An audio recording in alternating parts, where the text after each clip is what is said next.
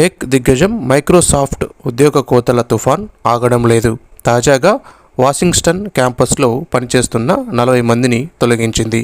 దీంతో మే నుంచి ఇప్పటి వరకు 3160 మంది ఉద్యోగాలు కోల్పోయారు. ఉద్యోగులు దీనిని కల్చరల్ క్రైసిస్గా అభివర్ణిస్తున్నారు. 2025 ప్రారంభం నుంచి ప్రపంచవ్యాప్తంగా 15,000 మందికి పైగా ఉద్యోగులను తొలగించింది మైక్రోసాఫ్ట్ కంపెనీ. ఇది వ్యూహాత్మక పునర్వ్యవస్థీకరణలో భాగమని చెబుతోంది. అయితే ఈ కోతలు ఎక్స్బాక్స్ సేల్స్, ఇంజనీరింగ్, లీగల్ విభాగాలపై గట్టిగా ప్రభావం చూపాయి. పనితీరు ఆధారంగా కొంతమందిని తొలగిస్తున్నట్లు కంపెనీ పెద్దలు చెబుతున్నారు. లేఆఫ్స్ వెనుక ప్రధాన కారణం ఆర్టిఫిషియల్ ఇంటెలిజెన్స్లో భారీ పెట్టుబడులు.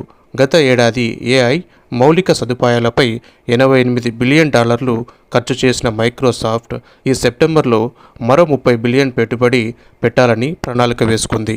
సీఈఓ సత్య నాదెల్ల ఉద్యోగులకు పంపిన ఇంటర్నల్ మెమోలో ఇవి నాపై భారాన్ని మోపే నిర్ణయాలు, మనతో కలిసి పనిచేసిన అనేక లక్షణాలు పంచుకున్న వారిపై ప్రభావం పడుతోందని, వీడ్కోలు చెప్పేవారికి హృదయపూర్వక కృతజ్ఞతలని ఆయన పేర్కొన్నారు. ఆశ్చర్యకరమైన విషయం ఏమిటంటే బలమైన ఆర్థిక పనితీరు ఉన్నప్పటికీ ఈ కోతలు కొనసాగుతున్నాయి. ఇటీవల త్రైమాసిక నికర ఆదాయం 18% పెరిగి $25.8 బిలియన్ల చేరిన పునర్నిర్మాణం పేరిట మైక్రోసాఫ్ట్ ఉద్యోగులను తగ్గిస్తూ వస్తోంది. ప్రత్యేకంగా గేమింగ్ యూనిట్లో భారీ దెబ్బతిన్నది.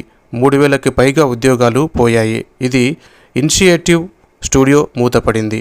ఎక్స్బాక్స్, పర్ఫెక్ట్ డార్క్ వంటి గేమ్ ప్రాజెక్టులు రద్దయ్యాయి. ఏఐ భవిష్యత్తు కోసం పెట్టుబడులు పెంచుతున్న మైక్రోసాఫ్ట్ ప్రస్తుతం వేలాది ఉద్యోగులకు కెరీర్ సంక్షోభంగా మారుతోందని చెప్పవచ్చు.